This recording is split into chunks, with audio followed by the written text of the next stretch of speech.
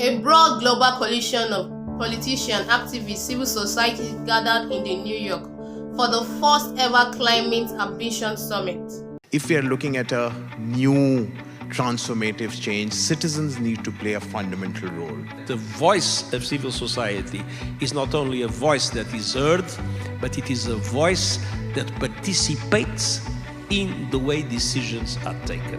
Every child matters, every voice must be heard, and everyone has their own different story to tell. Many times we're siloed into groups of youth or women or indigenous people, and today we're all coming together. We can create an equal world. This is only possible if we have a systematic inclusion of civil society organizations along with the UN systems. Young indigenous peoples are changing and shaping the future. We have to make a real modification on how the system is working right now. We must socialize the SDGs so that everyone, everywhere, can speak to it, understand them in their local context. We can no longer afford to be incremental. We need urgent action and inclusive and sustainable solutions. We can make decisive gains for people and planet if we set our mind, our money, and our politics to it. We are not only bearing a torch, we are also trying to keep that fire alive and also trying to keep it for the next generations. We ask that you all join us to bet on a collective humanity so that all of us and generations to come will have a future worth living. I am Adebola, the climate feminist. With the extreme weather events accelerating in humanity is open to the gateway to hell. According to the UN Secretary General, it described the scene as farmers helplessly watching their crop being taken away by the flood, and different kind of diseases rising due to the temperature, and millions of people has been displaced due to climate-related disasters. Improving developing countries' access to the fuel required for SDG progress. Finance.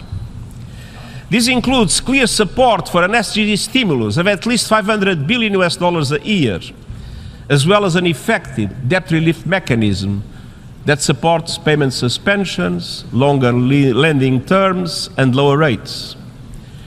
It includes a call to recapitalize and change the business model of multilateral development banks so they can massively leverage private finance at affordable rates to benefit developing countries.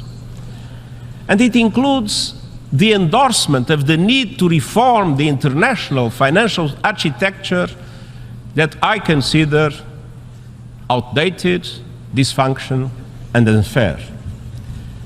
This can be a game changer in accelerating SDG progress. Climate solution is now, and it is urgent. The UN Secretary General urges the developed countries to fulfill their pledge they made in 2009 of the $100 billion to the developing countries in order to help the climate funding and also to double the climate adaptation funds. Activists are refusing to be silenced because climate change is now a global issue that is affecting millions of people all over the world. In the UN Assembly, African leaders promised to achieve a sustainable development goals in an equitable world. According to the President of Nigeria, President Bola Ahmed Tinubu, he says in his word that Africa will fight climate change in their own terms. African nations will fight climate change, but must do so on fair and just terms. To achieve the needed popular consensus, this campaign must accord with overall economic efforts. And we all know that Africa is contributing 4% to the global emission, but is mostly affected by climate-related disasters. In Nigeria, 2022 was the worst climate ever experienced. displaced 1.3 million people, 600 people lost their life, and 200,000 farmland were submerged.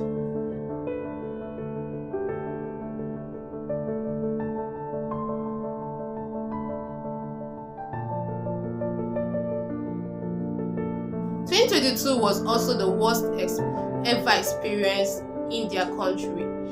Over 33 million people were displaced, and 1/3 in the country that were affected by climate change were children, which 1.4 million people drink water from contaminated wells and ponds. Now, debt crisis in developing countries has weighed down the sustainable development push, according to the Kenya president at the UN Assembly. In Libya this year, over 43 million people has been displaced, 6,000 people lost their life, and hundreds of people are still missing and nowhere to be found up to date. Even in the desperate search for survivors, a chaotic race to recover the dead. Waterborne diseases from the sheer number of bodies pose a deadly threat to those who survived Monday's catastrophic flooding, now struggling to survive its aftermath. A wall of water and mud several stories high swept away whole neighborhoods, a quarter of the coastal city of Derna. Now, the world leaders promise to secure the well-being of the people to achieve the 2030 agenda of the Sustainable Development Goals.